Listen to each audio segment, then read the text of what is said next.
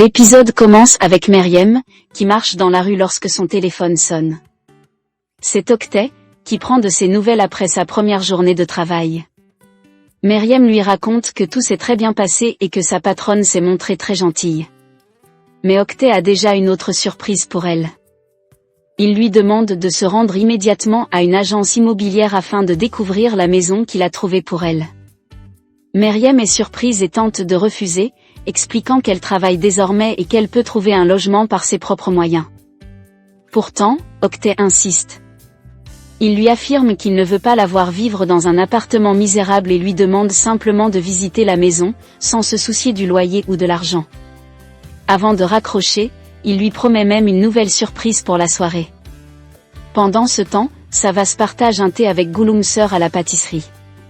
En découvrant un gâteau préparé par Meriem, il remarque immédiatement le dessin d'un soleil. Gulumser lui explique que la mère de Meriem voulait autrefois l'appeler Gounès, et que Meriem rêve de donner ce prénom à sa propre fille. Ces paroles bouleversent Savas, qui repense aussitôt au rêve étrange qu'il avait fait à propos de Meriem et de ce même prénom. Troublé, il reprend rapidement ses esprits lorsqu'il reçoit un appel de Dorine, qui lui rappelle leur dîner prévu. Avant de partir, Savas demande à Gupklou de continuer à surveiller les moindres déplacements de Meriem et de l'appeler au moindre changement. Quelques instants plus tard, Gupklou aperçoit justement Meriem.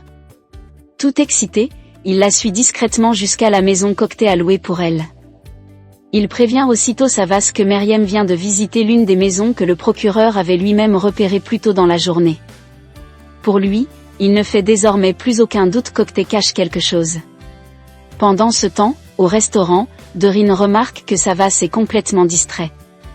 Alors qu'ils trinquent ensemble, Savas reçoit un nouveau message de Gupklou confirmant que toutes leurs pistes mènent une nouvelle fois vers Octet. Sans rien révéler à Dorine, Savas lui répond discrètement et lui demande de continuer la surveillance, convaincu qu'ils sont plus proches que jamais de découvrir la vérité.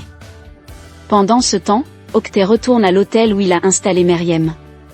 Au téléphone, il rassure son interlocuteur en affirmant que tout se déroule comme prévu. Il explique que le contrat sera bientôt prêt, avant de raccrocher pour attendre l'arrivée de Meriem. Quelques instants plus tard, Meriem arrive à l'hôtel. Après avoir récupéré la clé de sa chambre à la réception, elle monte directement au 16e étage, sans se douter qu'elle est suivie de loin par Gupklou. Toujours aussi malin, celui-ci mémorise le numéro de la chambre avant d'appeler discrètement la réception. Prétextant vouloir joindre une amie qu'il n'arrive pas à contacter, il demande qu'on transfère son appel dans la chambre de Meriem Aksa. Le téléphone sonne aussitôt dans la chambre. Alors qu'Octet s'apprête à répondre, Meriem décroche avant lui. Gupklou comprend immédiatement qu'ils sont bien ensemble dans la même chambre. Il s'excuse en prétendant s'être trompé de numéro, puis raccroche discrètement. Cette simple conversation suffit à confirmer tous ses soupçons. Au même moment, Savas dîne toujours avec Dorine. Celle-ci lui propose de partir quelques jours avec elle en Espagne, où elle doit se rendre pour une galerie d'art. Selon elle, ce voyage lui permettrait enfin de penser à autre chose. Mais leur discussion est interrompue par un appel de Gupklou. En apprenant que Meriem et Octet se trouvent ensemble dans la chambre 1608 de l'hôtel, Savas comprend qu'il tient enfin une piste sérieuse. Il met aussitôt fin au dîner, règle rapidement l'addition et annonce à Dorine qu'il doit partir immédiatement. Même déçue, celle-ci garde le sourire. Savas lui promet de se rattraper plus tard avant de quitter le restaurant sans perdre une seconde. Convaincu qu'il est sur le point de découvrir toute la vérité, Savas fonce désormais vers l'hôtel où l'attendent peut-être les réponses qu'il cherche depuis le début. Après l'appel de Gupklou, Savas fonce vers l'hôtel. À peine arrivé, il retrouve son ami et les deux hommes montent immédiatement jusqu'à la chambre 1608. Savas frappe violemment à la porte. Octet ouvre, et Savas le fixe droit dans les yeux avant de lui lancer que sa fuite s'arrête ici. Octet tente de refermer la porte, mais Savas insiste et exige des explications. Pourquoi le retrouve-t-il toujours près de Meriem ? Le procureur fait semblant de ne rien comprendre et prétend ne pas savoir de qui il parle. Mais Savas l'accuse ouvertement de cacher sa relation avec Meriem. Gupklou ajoute qu'il est inutile de chercher une autre sortie, car personne ne pourra quitter la chambre sans passer devant eux. Malgré les menaces d'Octet, Savas finit par entrer dans la chambre, mais elle est vide. À cet instant, il comprend ce qui s'est réellement passé. Quelques minutes plus tôt, alors qu'il recevait l'appel de Gouk-Clou pendant son dîner avec Dorine, cette dernière s'était discrètement éloignée pour téléphoner à Octet. Elle l'avait averti que Savas connaissait l'hôtel et qu'il était déjà en route. Même si Octet avait d'abord cru à un piège, il avait finalement paniqué en comprenant que Savas allait arriver d'un instant à l'autre. De retour dans le présent, Octet perd complètement son sang-froid. Il accuse Meriem d'avoir été suivie jusqu'à l'hôtel et cherche désespérément une solution. Meriem ne comprend rien à cette panique, mais Octet refuse désormais de prendre le moindre risque. Il lui ordonne de quitter immédiatement la chambre. D'abord, il pense utiliser l'ascenseur, puis change d'avis et lui demande d'emprunter les escaliers. Son plan est simple, Meriem devra traverser discrètement le hall, rejoindre les cuisines et quitter l'hôtel par la sortie réservée aux employés, pendant que lui restera sur place pour faire face à Savas. Meriem obéit et descend rapidement. Mais en arrivant au rez-de-chaussée, elle aperçoit Gouk-Clou près de la réception. Affolée, elle remonte aussitôt prévenir Octet. Sans perdre une seconde, celui-ci lui ordonne cette fois d'utiliser la sortie de secours. Meriem se met alors à courir dans les couloirs de l'hôtel avant de disparaître dans une cachette, tandis que Savas continue de fouiller les lieux, convaincu que la vérité est désormais à portée de main. Quelques instants plus tard, Savas et Gouk-Clou arrivent devant la chambre d'hôtel. Savas frappe violemment, et Octet finit par ouvrir la porte. Sans perdre une seconde, Savas l'accuse de lui cacher Meriem et exige de fouiller la chambre. Malgré les menaces du procureur, il entre de force, mais ne trouve personne. À sa grande surprise, seule Bélise, presque déshabillée, se trouve dans la chambre. Gouk-Clou est complètement déconcerté. Il est pourtant persuadé d'avoir entendu la voix de Meriem quelques minutes plus tôt et affirme qu'elle était bien là. Savas refuse de se laisser convaincre. Il interroge Octet sur l'incendie, la maison louée au nom de Meriem et toutes les coïncidences qui les rapprochent. Acculé, Octet finit par reconnaître que Meriem était bien présente, mais affirme qu'il s'était simplement réuni avec Bélise pour discuter de son dossier, loin des regards. Il prétend même avoir accepté de défendre cette affaire uniquement pour aider Bélise. Savas est écœuré. Il lui reproche d'avoir sacrifié la justice pour protéger ses propres intérêts, alors qu'une femme a perdu la vie. Avant de partir, il promet de retrouver le véritable responsable de la mort de Sévinec, quel qu'en soit le prix.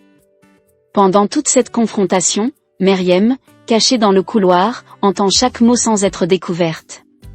Dès que Savas quitte les lieux, elle revient discrètement dans la chambre et découvre Bélise aux côtés d'Octet. Celui-ci lui explique que Bélise est arrivée uniquement pour les aider à sauver les apparences et la remercie chaleureusement avant son départ. À l'extérieur, Gouk-Clou ne comprend toujours pas comment Meriem a pu disparaître sous ses yeux. Savas, lui, reste convaincu qu'ils sont sur la bonne piste.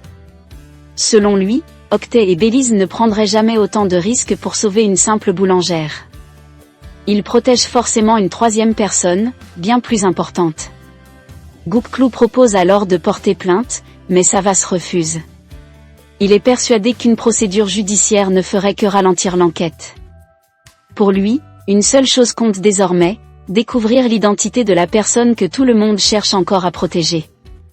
Après le départ de Savas, Octet rejoint Meriem sur le balcon de leur chambre. Il tente de la rassurer en lui promettant qu'ils pourront enfin vivre paisiblement. Mais Meriem ne partage pas son optimisme.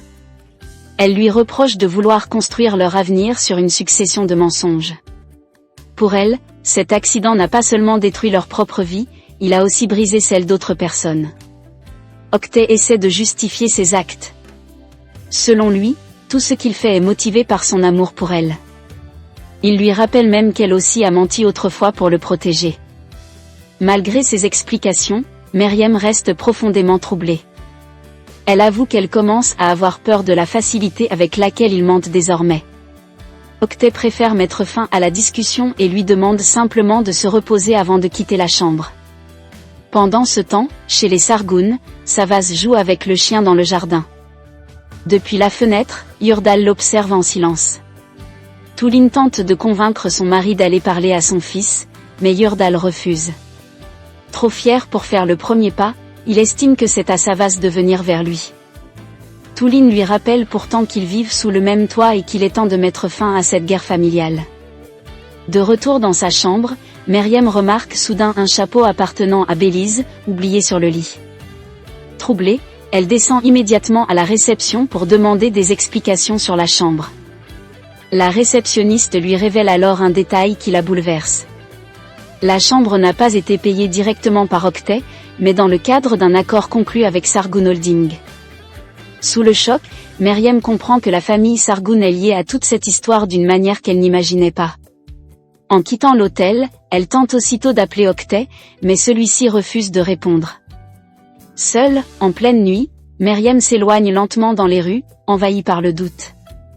L'épisode se termine sur Meriem, qui commence enfin à comprendre que les mensonges d'Octet sont bien plus profonds qu'elle ne l'avait imaginé. Et voilà pour le résumé de l'épisode 13 de Meriem. Les mensonges d'Octet commencent à se fissurer, tandis que Savas se rapproche de plus en plus de la vérité. Mais jusqu'où ira Meriem avant de découvrir toute la réalité ? Si cette vidéo vous a plu, n'oubliez pas de laisser un like, de vous abonner à la chaîne et de rejoindre notre groupe Telegram ainsi que notre chaîne WhatsApp pour encore plus de résumés. Merci à tous, et on se retrouve très bientôt pour l'épisode 14 de Meriem. À bientôt.